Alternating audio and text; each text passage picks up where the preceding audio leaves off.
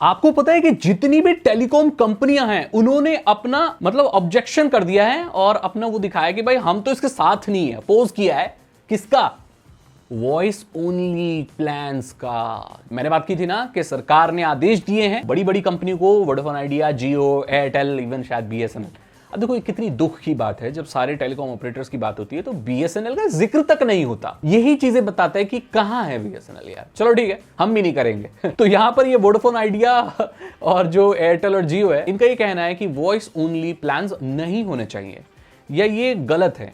अब अलग अलग ऑपरेटर का क्या कहना है। जियो का ये कहना है कि भाई आजकल मॉडर्न दुनिया में सारी चीजें जो सर्विसेज वगैरह हैं वो डेटा पर रिलाय करती हैं भाई, 4G 5G से ही चलती हैं। अगर उसको हटा दिया जाएगा तो वो सर्विसेज हम प्रोवाइड नहीं कर पाएंगे। अब यहाँ सर्विसेज से मतलब मेरे हिसाब से शायद जियो की OTT सर्विसेज होंगी, may be cloud PC, cloud gaming, whatever जो भी ये लोग इंटरनेट पर प्रोवाइड करते हैं। अब तो जेमिनाई का जो वगैरह भी देते हैं, जो भी है। वोडाफोन आइडिया का एक बहुत ही वैलिड पॉइंट है, मैं इसके साथ जाता हूँ बिल्कुल भी, मैं किसी कंपनी के साथ नहीं हूँ, बट जो वैलिड चीज़ है वो है। अब यहाँ पर वोडाफोन आइडिया का एक कहना है कि अगर हम सिर्फ कॉलिंग देते हैं और SMS देते हैं, और ज़्यादातर लोग स्मार्टफोन इस्तेमाल करते हैं, तो उन स्मार्टफोनों में आप चाहो ना चाहो ऐप्स को अपडेट करने के लिए, ऑपरेटिंग सिस्टम को अपडेट करने के लिए, ये सारी चीज़ें करने के लिए भाई डेटा की ज़रूरत होती है, चाहे मिनिमम ही हो लेकिन होती है। बैकग्राउंड में आपका जो स्मार्टफोन है वो डेटा लेता रहता है। हाँ ये चीज़ है, अगर आपने गूगल अकाउंट डाला हुआ जो भी है, जिन लोगों के पास वाईफाई है उस चीज़ को आप हटा सकते हो, बट हमेशा वाईफाई एक्सेस लोगों के पास नहीं होता, राइट।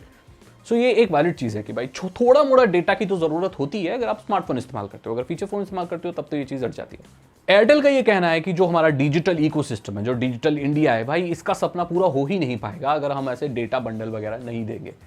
देखो सबके अलग अलग ये चीज़ें हैं, अलग अलग लोग मानते हैं। अब रियलिटी क्या है, असल में बात क्या है अंदर की, ये कंपनियां क्यों नहीं चाहती। पहली चीज़, ये लोग रिटर्न नहीं ले पाएंगे। जितना पैसा इन्होंने 4G 5G पर लगाया है उन्होंने भर भर के लगाया, करोड़ों अरबों रुपए लगाए, वो कमाने भी तो हैं।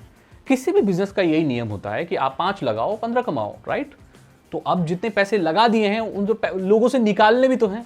अब 5G ऐसी टेक्नोलॉजी है जो ठीक से मोनेटाइज नहीं हो पाई है, पूरी दुनिया में नहीं हो पाई है। सो पैसे तो बहुत ज्यादा लगा दिए भाई, खींच खींच के पैसे लगा दिए, टावर लगा दिए, सब लगा दिए, 5G लॉन्च कर दिया, वो कर दिया, होड़ लग रही है, रेस लग रही है, पैसा पानी की तरह बह रहा है, लेकिन अब कमाना भी तो है। अगर सिर्फ कॉलिंग ही देते रहेंगे तो लोग कॉलिंग ही करते रहेंगे, डेटा कमाएंगे क्या? वो तो फिक्स होना कॉलिंग का, मिनट का रेट तो अब चलने नहीं वाला, राइट। ऐसा तो नहीं वाला 5 रुपए पर मिनट अगर वॉइस कॉल होगी, वो अब चलेगी भी नहीं, वैलिड चीज नहीं है अब। सो कमाएंगे कैसे भाई? कॉलिंग से कोई कमाई ही नहीं है, सारी कमाई डेटा से है।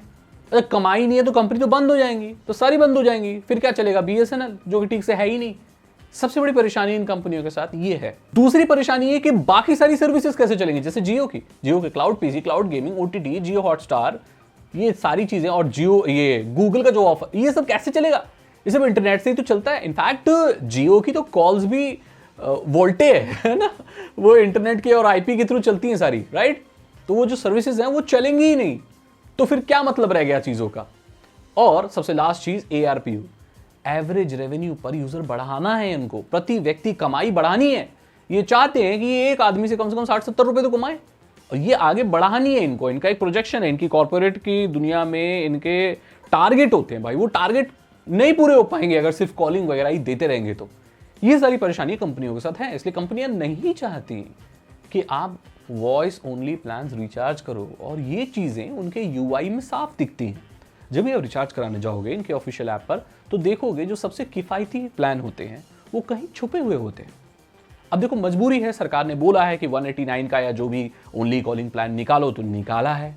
30 दिन का प्लान निकाला है। 319 का जो प्लान है जियो का, वो 1 महीने का है पूरा। लेकिन ये जो कंपनियां होती हैं ये ऐप में उसको कहीं छुपा देती हैं। अब जितना लोगों को रोक सकें, जिस तरीके से रोक सकें, चाहे UI से रोक सकें या जिस भी, तो वो करती है।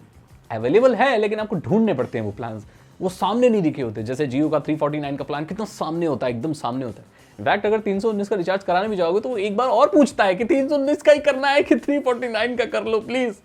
सो वो कमाना चाहती है कंपनी, और सारी कंपनियां ऐसे ही काम करती हैं। इसमें मैं कोई बुराई नहीं समझता, क्योंकि हर कंपनी पैसा कमाना चाहती है। लेकिन सरकार का भी ये कहना है। तो देखो भाई, मुझे ये लगता है कि एक प्लान तो कम से कम रखना चाहिए। मैं नहीं कहता कि भाई आप बड़े बड़े बहुत सारे प्लान सिर्फ कॉल के ही रखो, नहीं, बट एक प्लान तो ऐसा होना ही चाहिए, और वो ऑलरेडी है। इससे ज्यादा मेरे हिसाब से कुछ किया नहीं जा सकता। मैं दोनों पक्षों की बात रखूं तो, इनफैक्ट तीनों पक्षों की बात रखूं तो, गवर्नमेंट, कस्टमर्स एंड कंपनी, तो इसका रास्ता तो तीनों को कुछ निकालना ही पड़ेगा, और वो रास्ता यही है कि एक प्लान तो कम से कम आपको रखना चाहिए कॉलिंग वाला, और वो सब में वैलिड होना चाहिए। और जो इनके फीचर फ़ोन वाले जो जियो फ़ोन में जो चलते थे वो अब तो सारे ही 4G फीचर फ़ोन में चलते हैं, तो अब वो जियो जैसा रिस्ट्रिक्शन रह नहीं गया।